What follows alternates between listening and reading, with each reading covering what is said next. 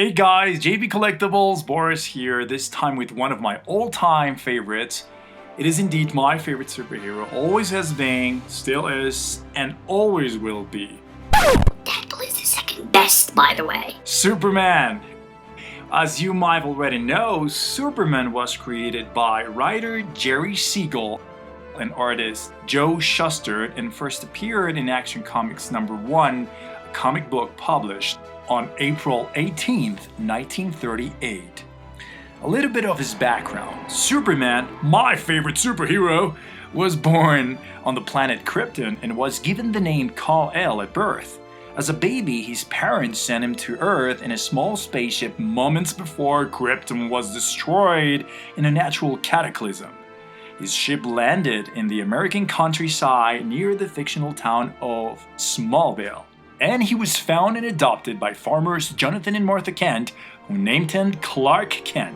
And we already know that to protect his privacy, he changes into a colorful costume and uses the alias Superman when fighting crime. Well, Clark Kent resides in the fictional American city of Metropolis, where he works as a genius, as a journalist. And he's also the reason why I went to school to study journalism, for the Daily Planet. And that's basically how my favorite superhero was created and brought to life and then played by an array of actors. Yeah, blah blah blah blah, the list goes on, but I am gonna stop right here. Yes, in the one and only actor who was the real Superman for me as for when I was a child. Unfortunately, the terrible injury and subsequent death of Christopher Reeve was a tragic end to the life of an actor loved by many fans around the world.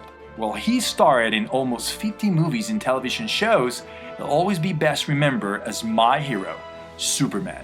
Hottoys worked with Warner Brothers in the development of some truly amazing 6-scale figures based on their comic book films. Thus, Hottoys scaled Superman based on the Richard Donner film in 1978, and therefore, I must say this is a unique piece.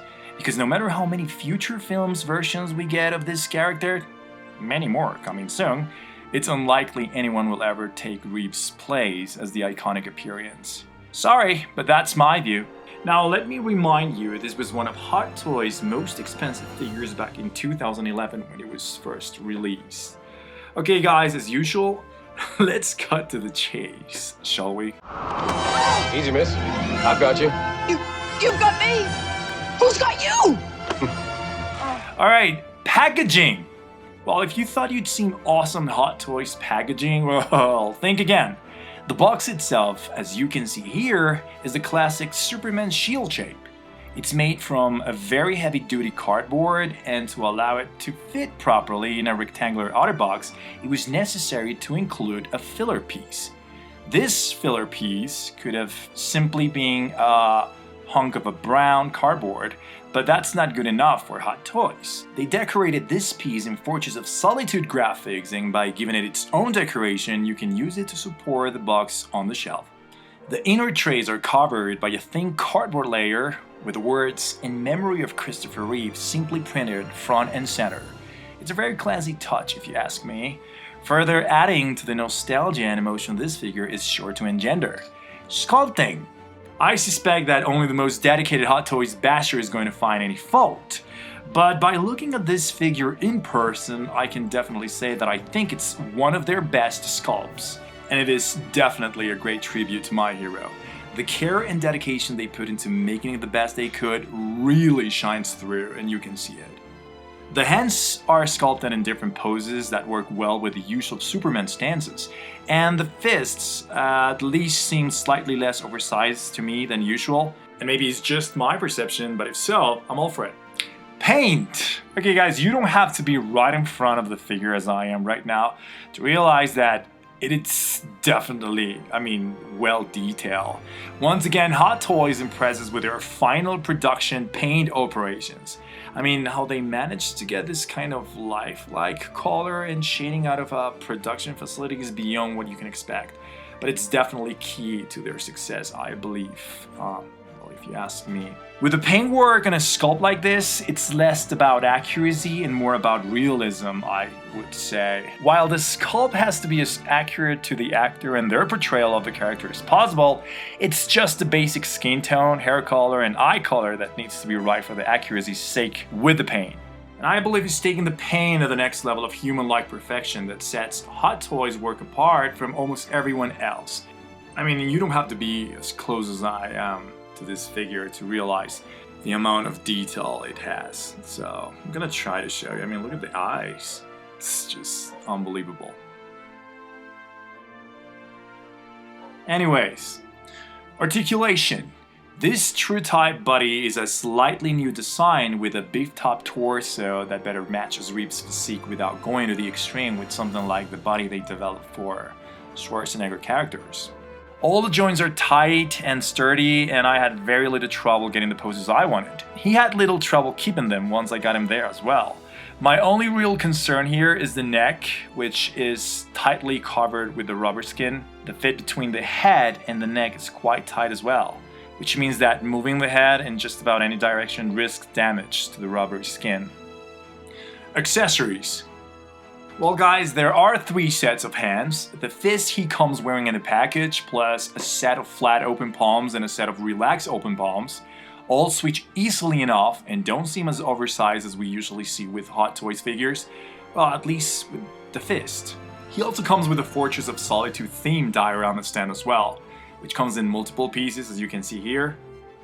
And they snap together to form a very cool looking frosty backdrop, as you can see here. Cool, huh? Finally, there's the standard display stand. While I don't use them, at least the inclusion allows for consistency in the display for those that do. Okay, I also have to say that there's an exclusive version I don't have, which includes an extra though. It's a kryptonite necklace, it's a green stone and a real metal chain, and you know, it would probably help boost this score a bit on this figure, but I don't care. I have what I wanted, so that's enough for me. The outfit is pretty straightforward and simple. Blue tights, red boots, red cape, yellow belt, and red undies on the outside, you know. It's Superman, hello. But the important thing about this figure is that all the pieces are extremely well tailored and fit great, as you can see here. Or you can tell. Nothing rides too high or is out of scale, and even the emblem on both the chest and the cape is as close to perfect as it gets. So you'll be the judge when you get to own one of these. Let's not forget about the nifty thin wire in the cape designed to allow you to give some poses to the fabric. It's not strong enough to hold the cape out straight from his back, but it is stiff enough to add some realistic curls and contours. And I think it is very important to point out that the belt is not removable, or at least it's not intended to be removed. So be careful, okay? Alright guys, overall I have to say that it's the Christopher Reeve likeness that sells it. At least I got convinced to acquire it. And if you're looking for perhaps the most iconic version of Superman, and certainly the most iconic movie version, then this is a must-have figure. They put a lot of attention and concern into the portrait, and the overall effect really benefits. So my advice is, if you can get it, if you're a fan, as I am, don't even hesitate. Just go and get it. It's worth having it. Right guys, that's all for now. Thanks for watching, and stick around and subscribe if you want to see more reviews from Jb Collectibles. Hasta la vista. Have a great day. Bye.